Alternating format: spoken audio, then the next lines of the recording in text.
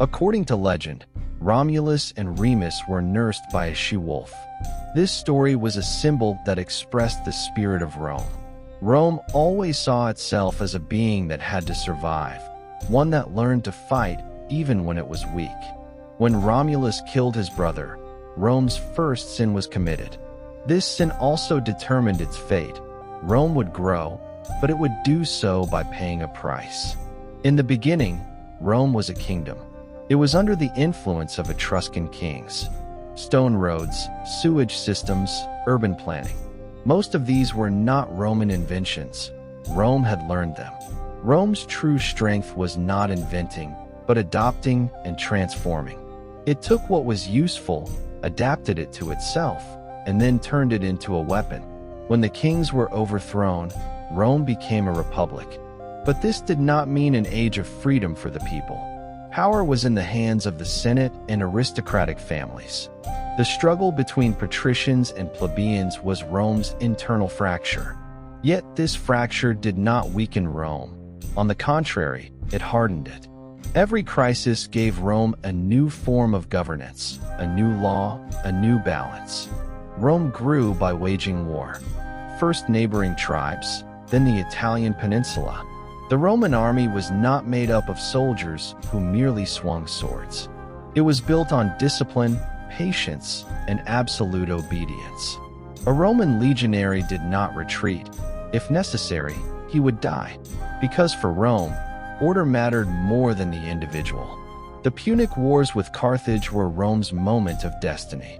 When Hannibal crossed the Alps with his elephants, Rome felt fear in its very marrow. But Rome did not surrender. The city was not burned, the Senate did not disperse, the people did not flee. Rome waited, and in time, it won. When Carthage was destroyed, Rome was no longer just a city, but the master of the Mediterranean. However, conquests brought wealth with them, and wealth increased inequality. Small farmers disappeared, while large landowners grew stronger. Slaves increased, free citizens decreased. Rome's internal balance began to break down. The Republic was now too old to govern the lands it had conquered. And it was precisely at this point that something new was born from within Rome. Not just a man, but an idea. The idea that power needed to be gathered in a single hand. This idea would open the gate to the road that led Rome to empire. Rome was now too large. The Republic had been born to govern a small city-state, not to carry the weight of a power surrounding the Mediterranean. The Senate debated, laws were delayed, while generals were building their own fame on distant fronts. Rome's armies were still the armies of the Republic, but the loyalty of the soldiers was increasingly shifting away from the state and toward their commanders. This was an invisible yet deadly fracture.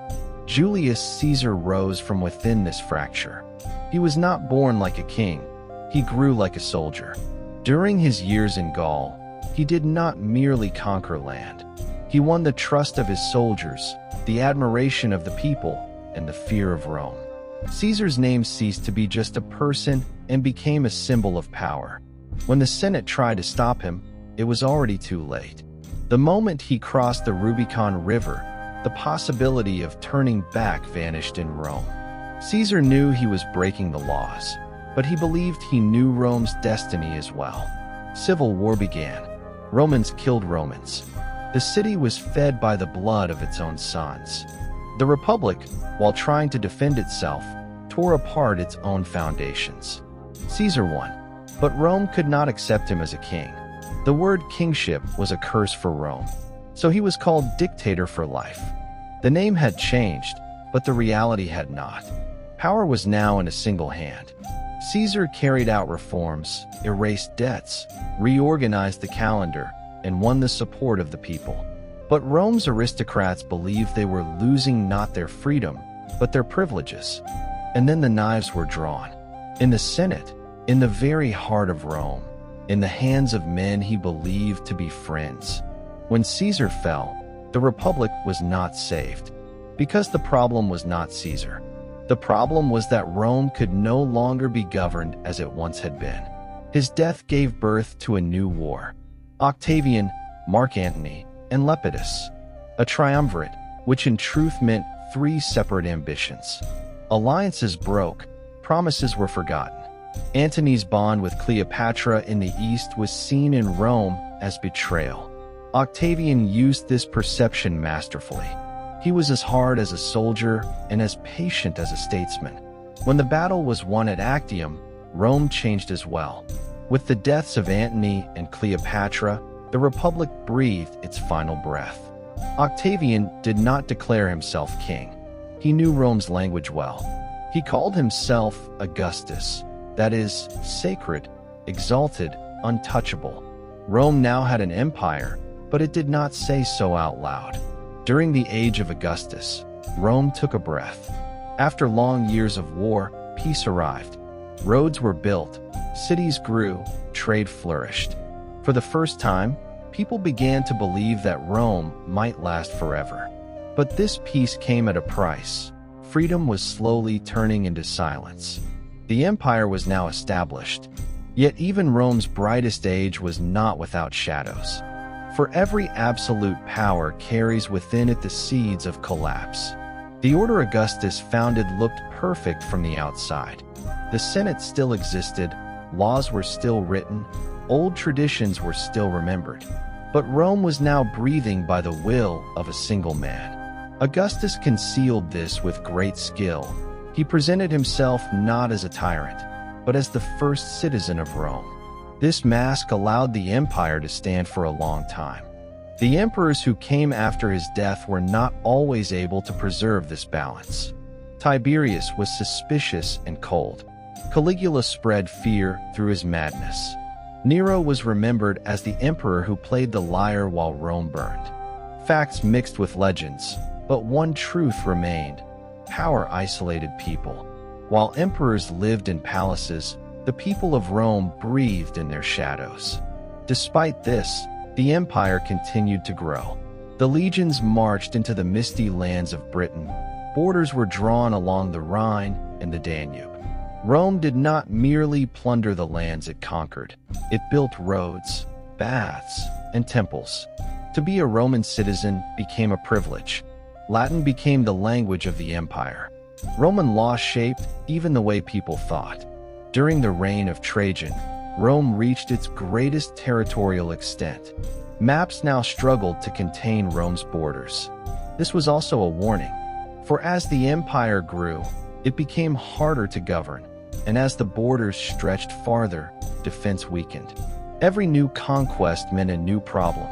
Hadrian was one of the emperors who realized this. He halted expansion and strengthened the borders. The wall rising in Britain showed that Rome now had to protect itself rather than expand. This was not a retreat, it was an acceptance. Rome was beginning to understand that it could not be limitless. In the time of Marcus Aurelius, Rome was in the hands of a wise emperor. He was both a philosopher and a ruler. He wrote his stoic thoughts on battlefields and amid plagues. During his reign, a plague shook the empire, and barbarian tribes from the north pressed against the borders.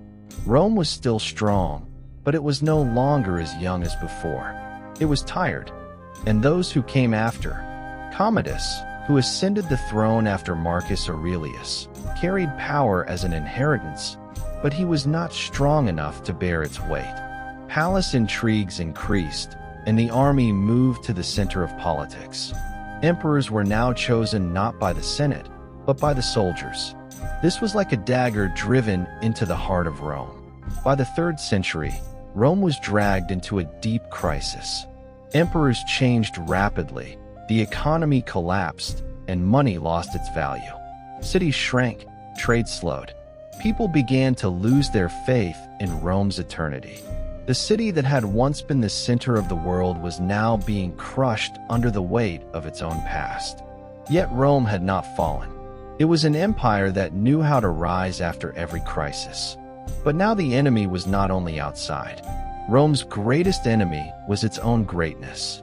After the darkness of the 3rd century, Rome was forced to redefine itself. It was now clear that it could not survive with old methods. The empire was too large, too diverse, and governing it from a single center was becoming increasingly impossible. At this point, the solution that emerged before Rome was, ironically, contrary to its very essence, division. Diocletian was a harsh man who wanted to save Rome. When he came to power, the empire was on the verge of collapse. His answer was to share power. With the system called the Tetrarchy, he divided the empire among 4 rulers. This was a radical step in Roman history. Rome would now rely not on the will of a single man, but on the discipline of a system. At least, that was the plan. These reforms worked in the short term. The borders were strengthened, and the economy began to recover. However, Rome's spirit was changing. The emperor was no longer merely a ruler, but an unreachable figure. The distance between the palace and the people grew. Rome's old simplicity gave way to heavy ceremonies and rigid hierarchies. During this period, a quiet yet powerful current was rising within Rome: Christianity. At first, this belief was small, oppressed, and scorned, seeping through the cracks of the Roman world. Its followers were persecuted, killed in arenas, and forced to worship underground. Yet every act of repression strengthened the faith instead of destroying it. Christianity promised something Rome could not offer: equality and salvation. When Constantine emerged onto the stage, Rome stood at a crossroads. The sign he was said to have seen before the Battle of the Milvian Bridge changed both his fate and the direction of the empire. Constantine legalized Christianity and later supported it. This decision marked a rupture that ended Rome's 1,000-year relationship with its gods. The capital was no longer Rome. Constantine turned his gaze eastward. The old Byzantium became a new center, Constantinople. This city represented Rome's future, richer, more defensible, and at the heart of trade routes.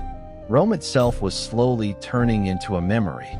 When the empire was formally divided in 2, this was not merely an administrative decision. West and East were evolving into different worlds. The Eastern Roman Empire was wealthy, urban, and organized.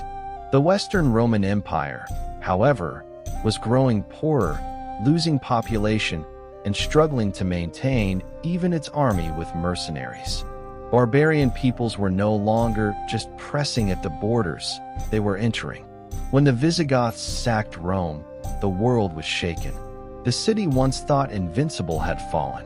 Yet this fall was not a sudden collapse, but a long exhaustion. Rome was now a giant living in its own shadow. Still, the empire had not officially ended. While the West was taking its final breaths, the East continued to live on. Rome was dying, but it was not disappearing completely. Because Rome was no longer just a city or a state, it was a legacy. The Western Roman Empire was no longer standing. It was merely a collapse that had been postponed. The imperial office had long since lost its power. Emperors changed frequently, while real authority passed from hand to hand among generals and commanders of barbarian origin. Rome's fate was no longer determined by the sons of Rome, but by foreigners rising upon its legacy. Cities were emptying, trade routes had been cut, and money had become almost worthless. Roads that had once been the pride of the empire were left to decay, and aqueducts began to collapse without repair. The people had stopped expecting anything from the state. Rome was no longer a protecting force, but a distant memory. In the year 476, this long decline found a symbolic end. The Germanic commander Odoacer deposed the young Emperor Romulus Augustulus. He did not kill him, he sent him into exile. Even this was a sign of how exhausted Rome had become. The office before which kings and enemies had once knelt was no longer frightening to anyone. The Western Roman Empire officially came to an end, but Rome's story did not end there. For in the East, in Constantinople, the empire continued to live on. People who still called themselves Romans preserved Roman laws, culture, and the idea of the state for 1,000 years. The West had fallen, but the idea of Rome had not died. More importantly, Rome's true legacy was not found in stone buildings or conquered lands. It continued to live on in legal systems, city planning, languages, and concepts of the state. On Europe's roads, in its parliaments, and in its armies, there were traces of Rome. The foundations of the modern world were laid, often unnoticed, upon the ruins of Rome. Rome's rise showed what human will and discipline could achieve. Its fall showed the cost of power, greatness, and arrogance. Rome was neither entirely good nor entirely evil. It was humanity itself, building, conquering, creating order, yet ultimately crushed under its own weight. When we look at Rome today, we do not see only the past. We also see a warning for the future. No power is eternal. No empire can stand against time. But some, even after they fall, continue to live on. Rome was one of them.